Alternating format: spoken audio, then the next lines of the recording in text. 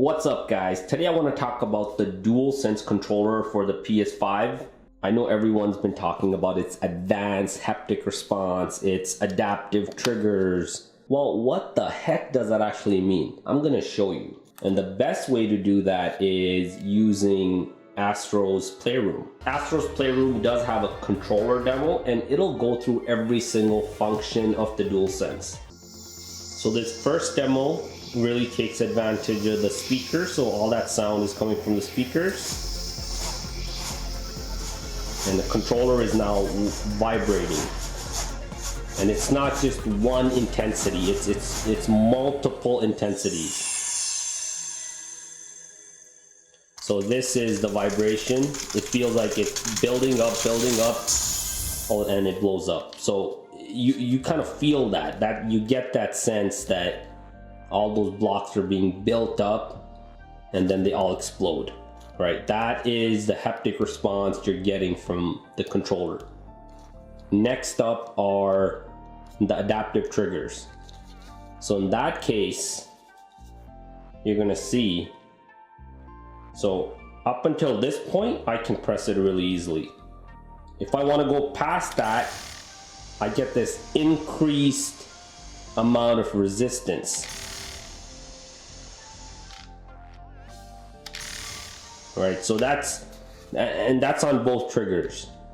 So you can press it really easily, and then you get all this resistance. So that is another layer of the experience that Sony's trying to give you here. I mean, the reason it's called the DualSense controller and not the DualShock controller. The next demo here is the touchpad. Now, this is nothing new. The PS4 controller also has a touchpad, but just to demonstrate it here, when I use the touchpad, it's not just the touchpad being used. The controller is vibrating and giving me that haptic response based on what I do on the touchpad. So, you know, that's more a mixture of the touchpad combined with the haptic response. And you can also see there are also sounds coming from the speakers of the controller. The next demo is the motion sensor. So the controller does have a built-in motion sensor. And you know, it's not just the motion part. While you're doing the motion sensing, the controller is giving you that haptic response.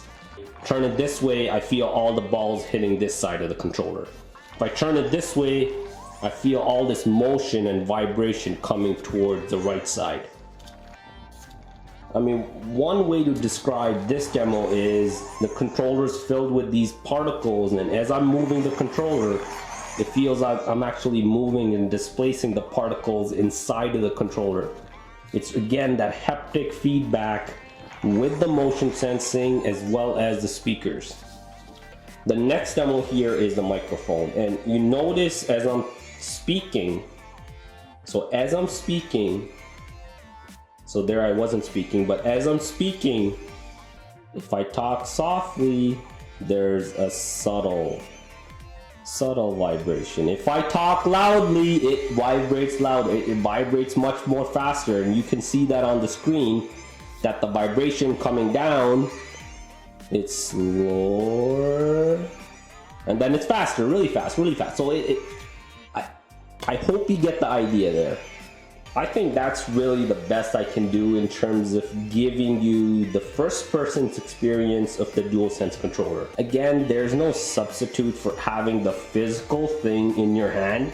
But as a guy on YouTube, I think that's really the best I can do, other than sending all my subscribers a real DualSense controller so they can experience it for themselves.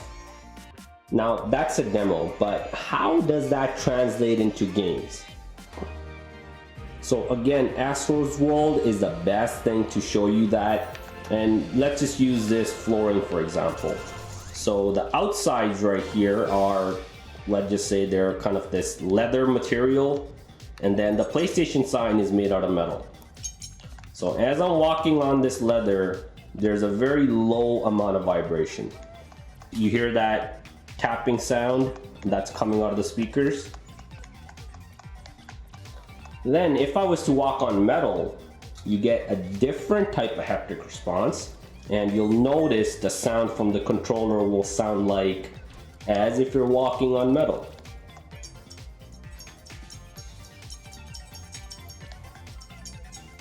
Now, other than Astrobot, there are other games that take advantage of this controller. One of them is Sac Boy: A Big Adventure. You're all wondering, and I'm sure you're all wondering about first-person shooters, so there's not so much the haptic response there. I think the best I've seen is them take advantage of the adaptive triggers. So if you're firing a gun, the amount of resistance you get from the trigger button is different based on the gun you have, and you really have to press on this thing. So much so that while playing Fortnite, I wanted to actually turn it off because I felt like it was making it a little difficult for me to play, because I had to kind of work my finger just to shoot a gun. If you did find this video helpful, make sure you smash that like button and subscribe to the channel, because there's a ton of PS5 content coming your way.